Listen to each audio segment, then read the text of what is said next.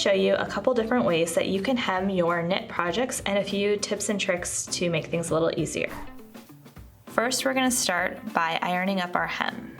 So I'm going to fold up this hem about 5/8 of an inch and then iron it into place. Now I'm also going to show you a couple different products that I like to use to help stabilize this hem because my knits tend to roll or stretch as I'm working with them, so it's nice to have that extra layer there. So this first product is a double-sided adhesive tape, and it washes out the first time that you wash your item. So you go ahead and cut it to length and then press it down. And I like it right along the edge there so that I don't worry about my needle going through it. And then I'm going to go ahead and peel this paper up and then fold my hem back into place. Again, this is going to wash out the first time that I wash this item. And now you're ready to sew.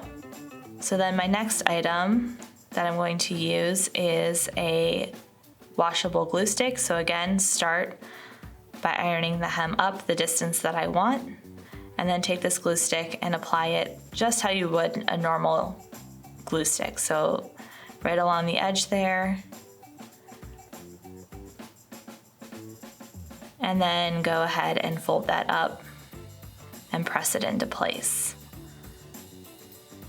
Now at this point, you do need to let that glue dry for a few minutes before you sew it. And then the last product I'm going to use is my favorite, and it's a lightweight fusible web tape. So again, start by ironing the hem up the distance that I want, and then cut the tape to the length that you need, place it in between your two layers of fabric at your hem, and then press into place. And it gives you just still a little bit of flexibility since it is that lightweight web. And now we're ready to go sew. Now that we're all ready to sew our hem, there's a couple different stitches we can use on our sewing machine. The first is a zigzag stitch. So go ahead, change to that, and then I prefer my stitch to be a little bit narrower and shorter. I'm going to change that.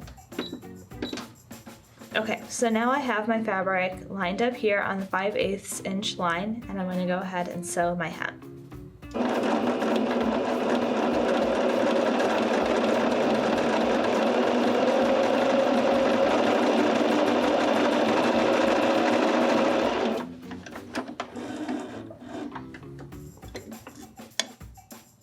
So now I have my hem completed with the zigzag stitch, and you can see nice stretch.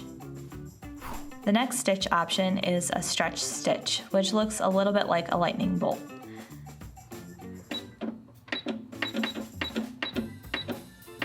So again, I'm gonna sew this seam with a 5/8 inch seam allowance here.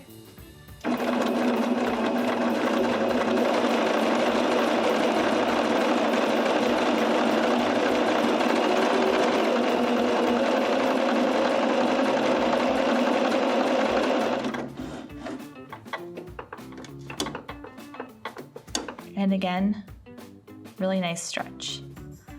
So the final method I'm going to show you is using this double needle here, which is going to give me the look of a cover stitch machine with the two parallel stitch lines on the front side of my fabric. Since I'll have two needles, I'll also need two threads, so I'm going to go ahead and wind a second bobbin and place that next to my spool, and then thread both threads together through my machine, and then insert one thread into each needle. So now I have my machine threaded with the two threads from the top and the double needle, and I'm going to stitch right here on the top side of my fabric.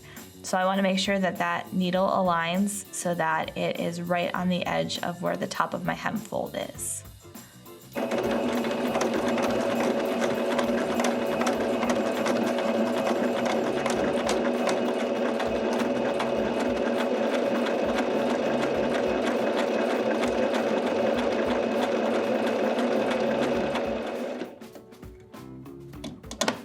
Okay, so here we have it, and it's nice and stretchy. It has that nice double line there.